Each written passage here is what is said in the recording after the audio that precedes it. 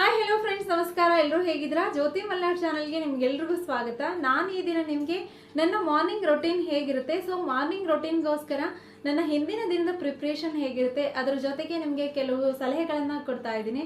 ಹಾಗೆಯೇ ವಿಡಿಯೋ ಶುರು ಮಾಡೋಕ್ಕಿಂತ ಮುಂಚೆ, ನೀವೆಲ್ಲ ನೋಡೋಕ್ಕಿಂತ ಮುಂಚೆನೇ ನನ್ನ ಚಾನಲ್ಗೆ ಯಾರೆಲ್ಲ ಸಬ್ಸ್ಕ್ರೈಬ್ ಆಗಿಲ್ಲ ಪ್ಲೀಸ್ ಸಬ್ಸ್ಕ್ರೈಬ್ ಆಗಿ ಅಂತ ಹೇಳ್ತಾ ವಿಡಿಯೋ ಶುರು ಮಾಡ್ತಾ ಇದ್ದೀನಿ. ಫ್ರೆಂಡ್ಸ್ ಬನ್ನಿ. ಫ್ರೆಂಡ್ಸ್, ಇದು ಹಿಂದಿನಿಂದ ಪ್ರಿಪ್ರೇಷನು. ಯಾಕಂದರೆ ನೆಕ್ಸ್ಟ್ ಡೇ ನಮಗೆ ಏನು ತಿಂಡಿ ಮಾಡಬೇಕು ಅಂತ ಪ್ಲ್ಯಾನ್ ಇರುತ್ತೋ ಅದನ್ನು ಹಿಂದೆ ದಿನವೇ ನೀವು ಪ್ರಿಪೇರ್ ಮಾಡ್ಕೊಳ್ಳಿ, ಆಗ ನಿಮ್ಮ ಕೆಲಸ ಈಸಿ ಆಗುತ್ತೆ.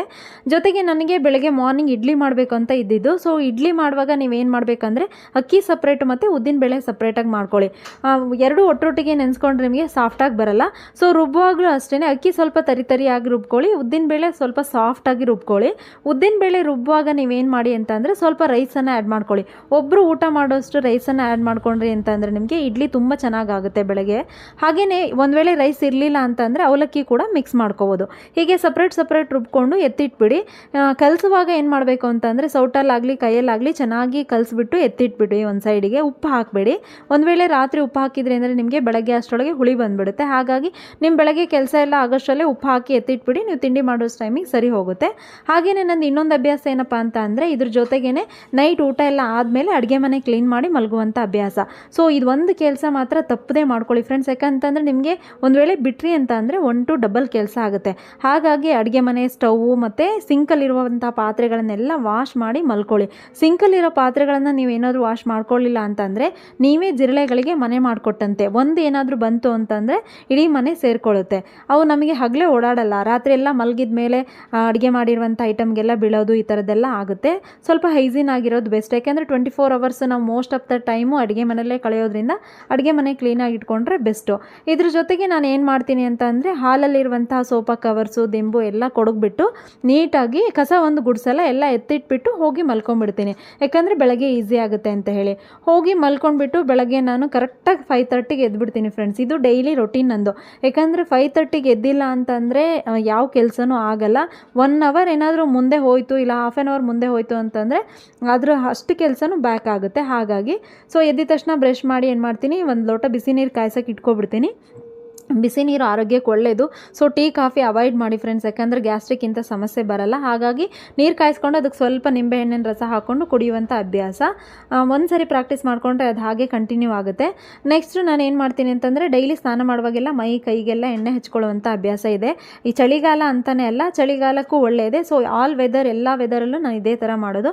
ಸೊ ಸ್ವಲ್ಪ ಬಿಸಿ ಮಾಡಿಕೊಂಡು ಮೈ ಕೈಗೆಲ್ಲ ಎಣ್ಣೆ ಎಲ್ಲ ಸವರ್ಕೊಂಡ್ಬಿಟ್ಟು ಗೀಸರ್ ಆನ್ ಮಾಡ್ಕೊಂಡು ಬಂದು ಆಮೇಲೆ ಏನು ಮಾಡ್ತೀನಿ, ಕಸ ಗುಡಿಸ್ಕೊಂಡ್ಬಿಡ್ತೀನಿ.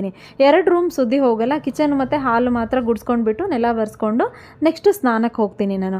ಇದಿಷ್ಟು ಕೆಲಸ ಆದರೆ ಅರ್ಧ ಕೆಲಸ ಮುಗ್ದಂಗೆ ಆಗಿರುತ್ತೆ.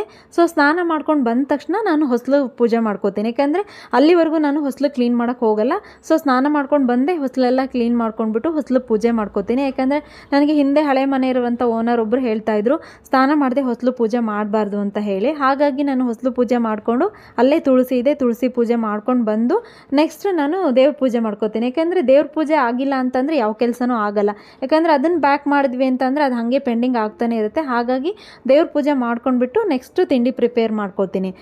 ಇಡ್ಲಿ ಆಗಿರೋದ್ರಿಂದ ನನಗೆ ಚಟ್ನಿ ಮಾಡಬೇಕಾಗಿತ್ತು. ಸೊ ಸಾಲ್ಟ್ ಇರಲಿಲ್ಲಾಗಿತ್ತು, ಎಲ್ಲ ಖಾಲಿಯಾಗಿತ್ತು. ಹಿಂದಿನ ದಿನ ಎಲ್ಲ ವಾಶ್ ಮಾಡಿ ಇಟ್ಕೊಂಡಿದ್ದೆ ಜಾಡಿ ಎಲ್ಲ ನಾನು. ಹೀಗೆ ಫ್ರೆಂಡ್ಸ್ ನಿಮಗೂ ಅಷ್ಟೇ ಏನಪ್ಪ ಅಂತಂದರೆ ಒಂದು ವೇಳೆ ಅಡುಗೆ ಮನೆಯಲ್ಲಿರುವಂಥ ಯಾವುದೇ ಒಂದು ವಸ್ತು ಖಾಲಿ ಆಗಲಿ, ಸಾಂಬಾರು ಪೌಡ್ರ್ ಆಗಲಿ, ಶುಗರ್ ಆಗಲಿ ಅಥವಾ ಉಪ್ಪಾಗಲಿ, ಅದು ಖಾಲಿ ಆದಮೇಲೆ ಮತ್ತೆ ವಸ್ತು ಹಾಕ್ಕೊಳ್ಬೇಕಾದ್ರೆ ನೀವು ವಾಶ್ ಮಾಡಿ ಹಾಕ್ಕೊಂಡ್ರೆ ಆ ಕೆಲಸ ನಿಮ್ಗೆ ಈಸಿ ಆಗುತ್ತೆ. ಹಾಗಾಗಿ ಹೇಳ್ತಾ ಇದ್ದೀನಿ. ಸೊ ಕಡಲೆಬೀಜ ಚಟ್ನಿ, ಉಪ್ಪು ಎಲ್ಲ ಹಾಕ್ಕೊಂಡು ಕಡಲೆಬೀಜ ಚಟ್ನಿ ಎಲ್ಲ ಮಾಡ್ಕೊತೀನಿ. ಸೊ ಕಡಲೆಬೀಜ ಚಟ್ನಿ ನಿಮ್ಗೆ ಏನಾದ್ರು ರೆಸಿಪಿ ಬೇಕು ಅಂತಂದರೆ ಒಮ್ಮೆ ವೀಡಿಯೋ ಅಪ್ಲೋಡ್ ಮಾಡ್ತೀನಿ ಫ್ರೆಂಡ್ಸ್. ಈ ಚಟ್ನಿ ರೆಡಿ ಮಾಡಿಕೊಂಡು ಇಡ್ಲಿ ಹಾಕೋಬೇಕಲ್ವಾ.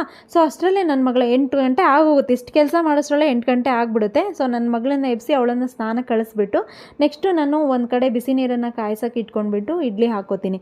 ಇಡ್ಲಿ ಹಾಕ್ಕೊಂಡು ಅದು ಬೇಯಷ್ಟರಲ್ಲಿ ಅವಳನ್ನ ಸ್ನಾನ ಮಾಡಿಸ್ಕೊಂಡು ಕರ್ಕೊಂಡು ಬಂದು ಮತ್ತೆ ಏನು ಮಾಡ್ತೀನಿ, ಉಳಿದಿರೋ ಹಿಟ್ಟನ್ನೆಲ್ಲ ಫ್ರಿಜ್ಜಲ್ಲಿ ಎತ್ತಿಟ್ಬಿಟ್ಟು ಇಡ್ಲಿ ಎಲ್ಲ ಬೆಂದಿರುತ್ತಲ್ಲ ಅದನ್ನು ಅವಳ ಲಂಚ್ ಬಾಕ್ಸ್ ಎಲ್ಲ ಪ್ರಿಪೇರ್ ಮಾಡಿ ಅವಳ ಲಂಚ್ ಬಾಕ್ಸ್ ಎಲ್ಲ ತುಂಬಿ ಮತ್ತು ಅವಳಿಗೂ ಹಾಕ್ಕೊಟ್ಟು ಅವಳಿಗೆ ತಿನ್ನಿಸ್ಬಿಟ್ಟು ನೆಕ್ಸ್ಟು ಅವಳನ್ನು ಸ್ಕೂಲಿಗೆ ರೆಡಿ ಮಾಡಬೇಕಲ್ವಾ. ಸೊ ತಲೆ ಬಾಚಿ ಯೂನಿಫಾರ್ಮ್ ಎಲ್ಲ ಐರನ್ ಮಾಡಿಕೊಟ್ಬಿಟ್ಟು ಹಾಕಿ ಅವಳನ್ನು ಕಳಿಸಿ ಅನ್ನೋಷ್ಟರಲ್ಲಿಗೆ 9:30 ಆಗುತ್ತೆ ಫ್ರೆಂಡ್ಸು. ಇಷ್ಟು ನನಗೆ ನಿನ್ನೆ ದಿನ ಈವ್ನಿಂಗಿಂದ ಒಂದು 7 o'clock ಹಿಡಿದು ಬೆಳಗ್ಗೆ ಮಾರ್ನಿಂಗ್ 9:30ವರೆಗೂ ಬಿಡುವಿಲ್ಲದೆ ಇಷ್ಟು ಕೆಲಸ ಆಗುತ್ತೆ ಫ್ರೆಂಡ್ಸ್. ಫ್ರೆಂಡ್ಸ್, ಇಷ್ಟು ನನ್ನ ನೈಟ್ ಟು ಮಾರ್ನಿಂಗ್ ರೊಟೀನ್. ಇಷ್ಟು ಕೆಲಸ ಇರುತ್ತೆ, ಯಾಕೆಂದರೆ ಬಿಡುವಿಲ್ಲದ ದಿನಚರಿ. ಯಾಕೆಂದರೆ ಹೌಸ್ ವೈಫಿಗೆ ಟೈಮ್ ಅಂತ ಇರಲ್ಲ, ಸೊ ನಾವೇ ಮಾಡ್ಕೋಬೇಕು. ಸೊ ಈ ಮಾಹಿತಿ ಎಲ್ಲ ನಿಮ್ಗೆ ಇಷ್ಟ ಆಯಿತು ಅಂದರೆ ಪ್ಲೀಸ್ ಲೈಕ್ ಮಾಡಿ, ಶೇರ್ ಮಾಡಿ, ಕಮೆಂಟ್ ಮಾಡಿ, ಹಾಗೆ ನಿಮ್ಮ ಸಪೋರ್ಟ್ ಇರಲಿ ಅಂತ ಹೇಳ್ತಾ ಥ್ಯಾಂಕ್ ಯು ಫ್ರೆಂಡ್ಸ್.